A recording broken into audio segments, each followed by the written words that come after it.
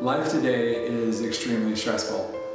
We deal with pandemic recovery, we deal with environmental stresses, we deal with political stresses, we deal with,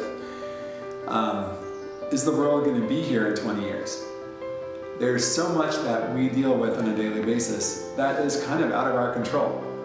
And the idea is to recognize those things and know that you need to talk to somebody about them. It might not be me, it might be somebody else entirely, it might be a friend of yours. But regardless, the idea is that you want to open yourself up. You don't want to bury it inside. You don't want to push it down.